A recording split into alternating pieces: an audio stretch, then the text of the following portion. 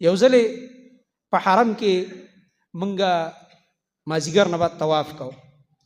نو یو ملګری ما د سپین رومال په سر نو تبلیغ والا ملګری ما ته سره نږدې شو.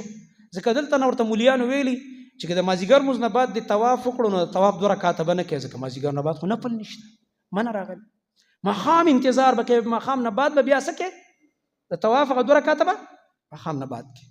او دا فتوا ورته د سهار باره کې ورکوي. اوس مثلا سهار مونځ نه بعد تا طواف پوره شو او نور راختو د ډېر ټیم دی، نو تا ته به وایي نه انتظار به کوې، دلته نو ورته دا مولیان لګې چې نور راوختو بیا به 2 رکعاته کوې. نه، دا د حرم خصوصیت دی، د سننو روایت دی. نبی کریم صلی الله علیه وسلم فرمایي دا هغه کور دی حرم چې شپه او ورځ په دې کې به په هیڅ وخت کې څوک د مونځ نه منې کېږي. او ځکه چې دلته دغه روان دی، طواف روان دی، چې کم ټایم طواف ختم شه 2 رکعاته کوه. نو دې ملګري ما نه تپوس وکړو چې یاره یو تپوس کوم مالوایا، وایي زما دا اخري چکر دی او دا طواف زما ختمیږي، دا 2 رکعاته طواف اوس وکړم که نه ماښام نه باندې وکړم. نو ما د هغه د دې ذهن کلیر کولو دپاره هغه باندې بیرته سوال وکړم چې دی لږ پوه شي دا ملګری. نو ما ورته جي ما زه تاله د فرقې په رڼا کې جواب درکړم، د یو مسلک او فرقې که نه د نبي علیه السلام د سنتو په رڼا کې لږ مې متوجه کوو دې خبرې.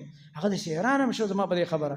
نو ما ته وایي ما خو لکونه روپۍ لګولې، زه په فرقه څه کوم په مسلک، زه د نبي علیه السلام سنت غواړم، حرم ته راغلی یم چې د نبي علیه السلام په سنتو عمل وکړم. ما د رسول الله صلی الله علیه وسلم سنت هم دغه دی چې کم ټایم طواف وشو هغه ټایم 2 رکعاته کې طواف دی پوره کړو 2 رکعاته وکړه پیغام شمال. ځکه چې د الله نبی فرمایي په شپه ورځ کې په هیڅ وخت کې به هیڅوک په دې حرم کې نماز نه نشي منع کېدلی.